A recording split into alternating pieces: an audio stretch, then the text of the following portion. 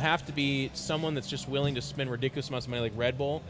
When the guy wins, just have him abducted by, you know, like people dressed like aliens. Like if they fly a helicopter into the frickin' place. Pick him up, and just take him away. And everyone doesn't know what really happened, but it goes viral. You know what I mean? Like, that'd be sick. I could write that final. He's going home. And then skydive him, actually. Force him to skydive up there. They're like... And then the stream goes up to the plane, just going up, and he drops out. They just throw... Then comes back in the arenas. The building opens up, the roof opens up, and he comes back in.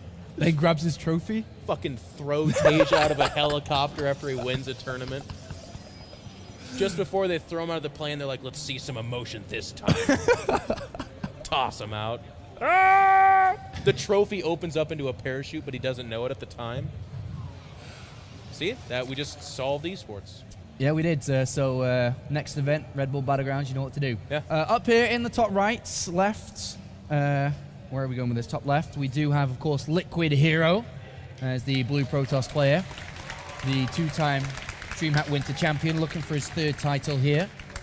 And they have his opponent up here, looking for his first StarCraft 2 big title. And that is, of course, EG's Jaedong.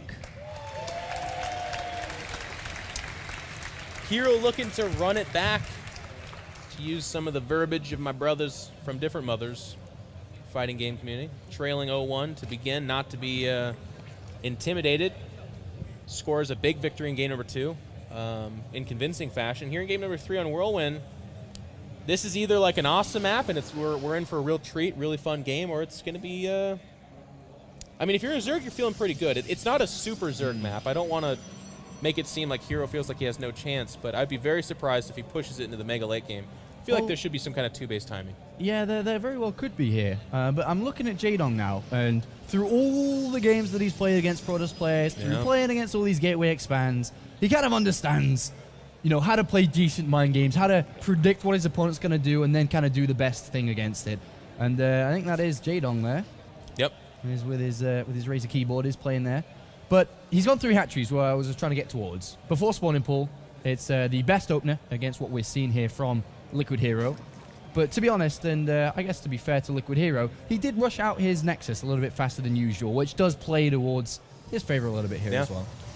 And Hero's going to get some fantastic information right now, and I'll tell you what, we're about to see a really kind of similar opening in the sense that these first 2 Stalkers are going to be super powerful. This spawning pool is just now hitting 50%. There is no gas, so Jaedong's not going for the variant where it has speed started up about when the spawning pool finishes. He's instead going very mineral heavy, which is nice, but without the creep spread between all 3 of these bases, namely the 2nd and 3rd, that means this 2-Stalker opening that I'm predicting we'll see from Hero is going to do a lot of damage. Do you reckon it could be followed up with something quite strong if that pro was to run away and hide down the bottom right here? Yes, that's the really cool part about it. I mean, we saw an Oracle follow-up, so there's a couple of battered queens weren't able to hold off the Oracle. It just kind of ignored him and killed 12 drones. Look at Jaedong here, by the way, with that Overlord, looking at the gateway, looking at if there's been Chrono Boost spent into it for those Stalkers, as you just mentioned, just every little bit of detail there. He's trying to extract as much as he can. He realizes something's being built, did not see it being chrono boosted, but of course is expecting that Stalker to make its way across and already has Lings in anticipation. Yeah, there's a lot of people I know that Wolf was one of them that noticed that Jaedong came into this tournament with a haircut, and a big part of that people don't necessarily know is because his brain is so heavy that he has to keep his hair fairly light, otherwise his head will literally just topple off of his shoulders. What are you trying to say about Liquid Hero? Hero? He's got long hair. He's a really good player. He's got long hair. All right, Zerglings pick up that Zealot quite easily there. But the follow-up from behind this is the Stargate, as we have seen in all the other games before. I think it'll be the fast 3rd Nexus. This is not a fake this time. I don't think so. And this is like the greediest of greedy builds. But if you scout 3 hatch before pool, you're not anticipating running into a lot of speedlings. So just a simple Mothership Core or something like that can really hold it off. But I guess I'm wrong because this probe's got aspirations elsewhere. Oh, that's Stalker. Oh, that's Stalker. Nice pick off. Imagine if you turned around and got the other one as well. But Jaedong has seen that probe and Mothership Core around there as well, so he has thrown down the Roach one immediately, just to make sure that he doesn't die to any form of gateway attacks, which could come from this. But as you described, you picked up the build quite nicely here. It is going to be that 3rd Nexus, as I think there is a probe on location ready to build that very shortly here. Yeah, Hero's jostling some ideas here, though. I'll tell you, he's got 2 more gateways completing the wall-in. It is Oracle again. And that Oracle has the potential, again, to just kind of ignore queens at a mineral line, just throw down and destroy 12 drones. It's such a nice ability for the Protoss to say that. And unless there's a Spore Crawler or at least 2 queens at each hatchery, that is what will happen. And we can see that's not the case here. Do you think that Hero taunting his opponent with these units, so small, such a little investment, and keeping the drone count low, has he kept it low enough down? Has he really pressured Jaedong to make this fast third Nexus, really power him through to the next stage? Is the drone count that low? I mean, 52 right now. Well, it's about to get lower. Here it goes. That Oracle goes in there. It will target the queen first. Jaedong's going to want to run those drones, which is actually interesting because if you target the queen, yes, you get the queen, but then you do not get the drones. And I feel like the better exchange is to ignore the queen and kill the 12 drones. And you might say to yourself, well, if the drones run like that, you're not going to get 12. Certainly that is true. But I still feel like you get 5 or 6, and then perhaps you get the Oracle to save itself as well. Well, one thing that we talked about before this series kicked off was information gathering for Jaedong. The more he gets, the better he's going to set up himself to be able to pick up victories here. Yeah. But I'm quite sure throughout this game, he hasn't really seen that much. Has he seen the third Nexus? I don't think so. I'm not too sure he knows exactly what's going on here. So he is playing relatively blind, whether he's building units or if he's teching up now. And I think that's a bit of a problem for him here, because ideally you'd want to be getting ready to zip across the map to slow this down to kill it. But it's Hero that's controlling this with the Oracle. He's got a pylon down south. He's got Zealots where he could potentially counterattack towards that third. And I think Hero's played this out really well. Very intelligently, I'd like to say. He's being very aggressive. It's really interesting. He's going up to 3 Stargates, so he's going to go for that tech we've seen just really confound Jaedong over the year. Well, not, I guess just the year, yeah. He doesn't seem to really have the mentality to handle this tech. And we're going to see a lot of those Void Rays. It's 8 Hydralisks coming out. That's fine and good, but it's really like the 4th and 5th base, maybe a Nidus Swarm for Queens, followed up with Infestors, your own Spire, that kind of stuff that really determines whether or not the Zerg is good or not about handling that Stargate tech. I really think Hero's played one of the best games here that he's played so far in this tournament. Even though it looks so simple on basis, the threat, the pressure with minimal units, falling back on a third base, denying scouting, killing queens, just all these small things. And I think he may have bought himself enough time to defend this third base. But that's what we're actually going to have to find out now, because Jaedong's seen it, he knows it's there. But does Hero have enough to defend it is the big question. And with these double Stargates already finished up, I have a feeling he might be able to defend this easily.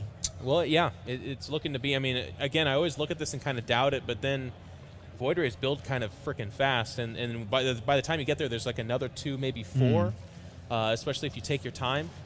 And it only takes a good 7 or 8 Void Rays to become nigh invincible against the Hydralisks, as long as there's force fields kind of severing the large pack from the smaller. And once you chew down those Hydralisks, they become much more manageable. And again, Jaedong, no 4th behind this. He is going Infestation Pit, but trying to make Infestors and Hydralisks a reality in any kind of meaningful number is a hard task to do off just 3 base economy. And that pylon down in the bottom right, it's going to cause Jaedong a problem. If he keeps waypointing over there to try to be aggressive, this pylon could actually really do damage towards his third. That's something to keep in mind. But we do have Jaedong moving over now. This is amazing. This timing's really weird. Hero's going for a recall attack with the Void Rays, maybe target down the lair or what have you. But as this is happening, Jaedong just happens to be here. He's going to have to recall back. The Mush, of course, trying to get up there. He will recall back. But Jaedong unknowingly just spared himself a lost main base. Yeah, that was, I guess, perfect timing there without really knowing about it for Jaedong, as you described. But here the Void Rays starting to do a lot of damage to these units, and they are doing damage. No. And now even some Phoenix coming out. I think that could be a scouting Phoenix. I'm not sure, but he does not see anything for no reason to make a Phoenix. Well, of course, he's always got to be scared of Jaedong's potential Mulo switch at any time. It's one of Jaedong's biggest strengths. And Hero, throughout the last 5 minutes, has got no information himself. But these Hydralisks, with a force field on the ramp 1 and 2, he's going to get 4 of them. Nice pick off there by Liquid really Hero. Nice force field from Hero. And he gets the 4th as well. Yeah, well, that's the first. The other one's about to complete. And we do see Hive is about to finish up for Jaedong. So it's going to be, I mean, I guess it's for Vipers, which is nice. You go ahead and abduct those Void Rays into your Hydralisk flaw. He's going to have 6 Infestors with Pathogen Glands. Again, that's the start.